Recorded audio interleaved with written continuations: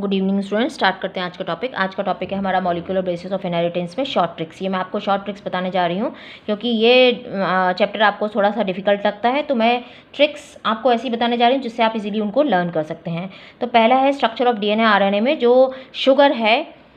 तो डीएनए के अंदर कौन सी शुगर है? डीऑक्सीराइबोस। और आरएनए के अंदर कौन सी है? राइबोस। सो डीऑक्सीराइबोस और राइबोस में क्या होता है कि ये हमने डीऑक्सीराइबोस बनाई है जहाँ पर सेकेंड पोजीशन पर एक ऑक्सीजन कम होती है, इसलिए इसको बोलते हैं हम डीऑक्सीराइबोस। ठीक है, first carbon, second carbon, third carbon, fourth carbon, fifth carbon. उसके बाद यहाँ पर ये राइबोस शुगर है, तो यहाँ पर सेकेंड कार्बन पे भी हाइड्रोक्सिल ग्रुप होता है। ये थर्ड कार्बन है, ठीक है, ये फोर्थ कार्बन है, फिफ्थ कार्बन है। ऐसे यहाँ पर ये फर्स्ट कार्बन है, ये सेकेंड कार्बन है, ये थर्ड कार्बन है, फोर्थ कार्बन है, फिफ्थ कार्बन है। तो यहाँ पे सेकेंड कार्बन पे OH ग्रुप होता है, यहाँ H ग्रुप होता है। तो इसको आप कैसे लर्न करोगे? OH दे दो DNA को to make it RNA। OH दे दो मतलब टू पोजीशन पर अगर OH दे दोगे DNA को तो वो क्या बन जाएगा? RNA। सो OH दे दो मतलब टू, सेकेंड पोजीशन पर DNA को टू मेक इट RNA। तो आपको ये याद रहेगा कि सेकेंड पोजीशन पर वहाँ पर OH नहीं है। ठीक है, तो DNA और RNA में आपको पता चल जाएगा जो राइबोस शुगर और डीऑक्सीराइबोस शुगर में डिफरेंस है। दूसरा है कि यहाँ पर टू टाइप्स के नाइट्रोजन बेसेस होते हैं, एक प्यूरिन्स होते हैं, एक पिरिमिडिन्स होते हैं। जो प्यूरिन्स हैं, देखिए इसकी स्पेलिंग थोड़ी छोटी है इसलिए इसमें डबल रिंग स्ट्रक्चर होता है। ये पिरिमिडिन्स आप याद रखिए कि पिरिमिडिन्स जो है पिरामिड से याद रख लीजिए कि बहुत बड़ा होता है, पिरामिड की स्पेलिंग बड़ी है, इसलिए ये सिंगल रिंग स्ट्रक्चर होती है। अब नाइट्रोजन बेस में दो प्यूरिन्स हैं और तीन पिरिमिडिन्स है, तो प्यूरिन की स्पेलिंग छोटी है इसलिए इसमें छोटा आता है, पिरिमिडिन्स की स्पेलिंग बड़ी है इसलिए इसमें जो है वो तीन नाइट्रोजन बेसिस आ रहे हैं। ठीक है, सो यहाँ पर आता है AG कट। आप इसको याद कर सकते हैं AG कट से। सो AG यानी एडेनिन गुआनिन आ गया प्यूरिन्स के अंदर, साइटोसिन, यूरेसिल, थाइमिन ये आ गया पिरिमिडिन्स के अंदर। ठीक है, सो DNA के अंदर क्या प्रेजेंट है? AGCT यानी thymine, adenine guanine cytosine thymine. RNA के अंदर प्रेजेंट है AGCU, थाइमिन की जगह पर यूरेसिल। अब आप कैसे याद रखेंगे कि यूरेसिल किस में और थाइमिन किस में है? तो यूरेसिल के अंदर देखो R आ रहा है और RNA में भी R है। सो यूरेसिल कहाँ प्रेजेंट है? RNA में। और थाइमिन कहाँ प्रेजेंट है? DNA में।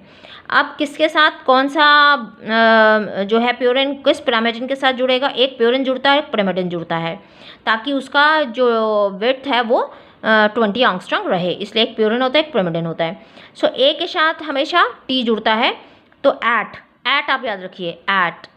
सो एट से आप याद रखिए A के साथ T, और T का मतलब होता है 2 यानी 2 हाइड्रोजन बॉन्ड। एट में T का मतलब 2 मतलब 2 हाइड्रोजन बॉन्ड्स, और G और C के बीच बच गया तो उसके बीच में आ जाएंगे ट्रिपल हाइड्रोजन बॉन्ड। अब RNA में क्या होगा? A के साथ क्या जुड़ेगा?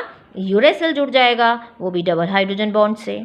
ठीक है, अब आता है कि यहाँ पर नाइट्रोजन बेस इसमें जो डीऑक्सीराइबोस शुगर है यानी जब DNA हमें बनाना होता है तो कहाँ पर नाइट्रोजन बेस जुड़ता है और कहाँ पे फॉस्फेट जुड़ता है, तब जाके एक न्यूक्लियोटाइड बनता है।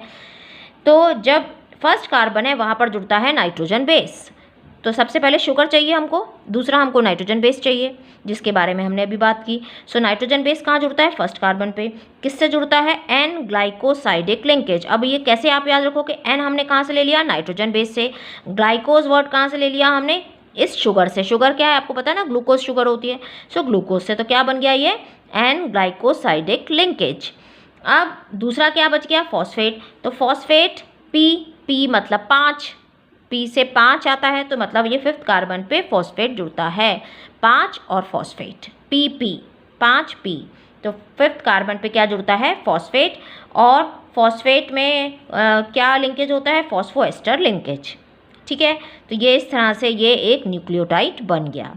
अब न्यूक्लियोसाइड और न्यूक्लियोटाइड में क्या डिफरेंस है? देखिए, पहले आप फर्स्ट कार्बन से तो स्टार्ट करोगे कोई भी चीज़, तो नाइट्रोजन बेस और शुगर। तो नाइट्रोजन बेस और शुगर जब जुड़ती है तो क्या बनता है? न्यूक्लियोसाइड। देखो S पहले आता है, T बाद में आता है, तो पहले न्यूक्लियोसाइड बनेगा, बाद में न्यूक्लियोटाइड बनेगा। सो नाइट्रोजन बेस और शुगर से मिलकर क्या बन गया? न्यूक्लियोसाइड। अब इस न्यूक्लियोसाइड के साथ जब हम इस फॉस्फेट को जोड़ देंगे तब बन जाता है न्यूक्लियोटाइड। तो साइड पहले आएगा, टाइड बाद में आएगा, S पहले आता है, T बाद में आता है। फर्स्ट कार्बन से स्टार्ट करोगे तो फर्स्ट कार्बन से नाइट्रोजन बेस और शुगर मिलकर न्यूक्लियोसाइड, फिर उस पर फॉस्फेट को ऐड कर दोगे तो बन गया न्यूक्लियोटाइड। अब हिस्टोन क्या है? बेसिक प्रोटीन्स हैं जिस पे पॉजिटिव चार्ज होता है। Rich in basic amino acid, उसके अंदर कौन कौन से अमीनो एसिड सबसे ज़्यादा होते हैं? लाइसिन एंड आर्गिनिन, इसके ऊपर क्वेश्चंस आते हैं। तो हिस्टोन इज इन लैब, तो लैब में क्या हो गया? L for lysine, A for arginine, B for basic यानी बेसिक प्रोटीन है, इसके ऊपर पॉजिटिव चार्ज होता है। सो L for lysine, histone is in lab, L for lysine, A for arginine, B for basic, ये बेसिक प्रोटीन यानी basic हैं ये अमीनो एसिड्स। ये अमीनो एसिड जो है वो रिच होते हैं यहाँ पर।